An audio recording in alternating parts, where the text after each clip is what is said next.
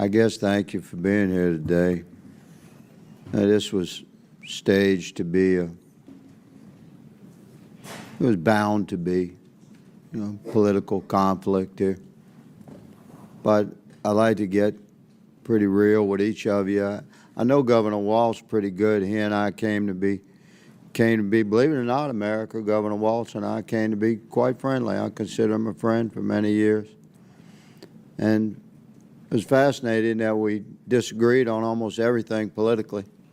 I doubt there was a vote we had in common, but I'm pretty sure I could call Governor Walz and get a straight answer, even now, at least in private.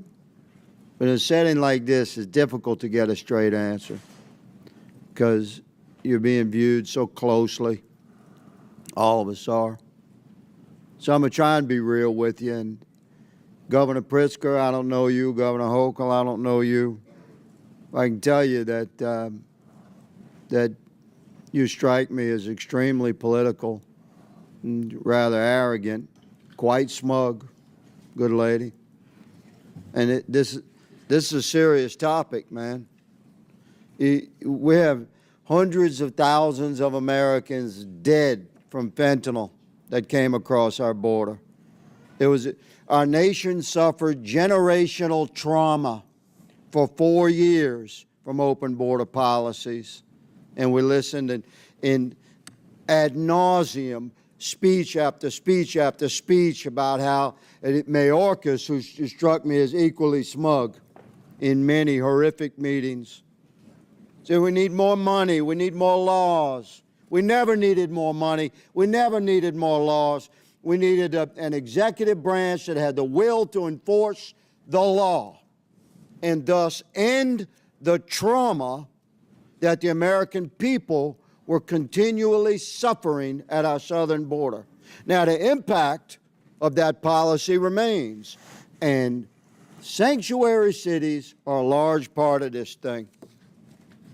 Now, I don't know the life of you three, your background. I don't know if you've held the hand of a mother or father had to deliver to them the news that their child had been killed by a violent criminal. Prayed with that person, but I have. And the victims of crime commonly have a simple refrain. Why? Why? Why did this happen to my family?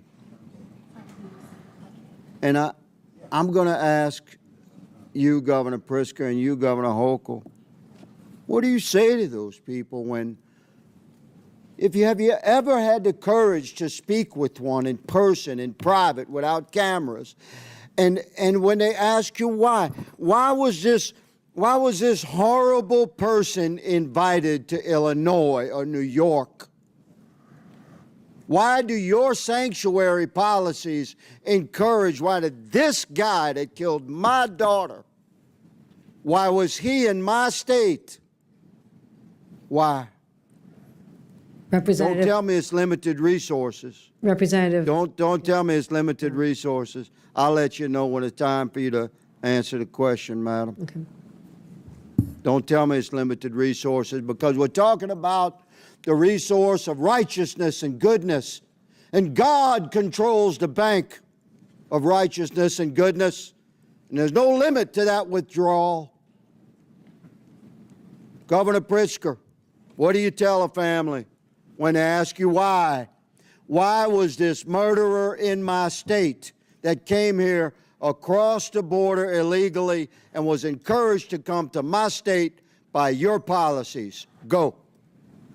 You said invited or encouraged. 50,000 people invited were and encouraged by 50,000 sanctuary people were policy. shipped to my state by a Don't border beat around state the governor. bush. Own it, man. I'm not beating Own around. it. I'm telling you, 50,000 people were shipped to my state by a Would you ship Republican them back? border state governor. 50,000 is a smidgen. We have 15 million cross the border. I understand. I'm glad they bust some to your state. I have 'cause you and needed I to have taste been it. clear Your sanctuary about policies favoring border Governor Hochum, security. There was a I'll give bill you the last last year couple of on that seconds very here. subject, sir. On the Governor question of Hochum. what And I'd you say to opposed that it. family, I would say my heart is breaking for you. I'm a mother.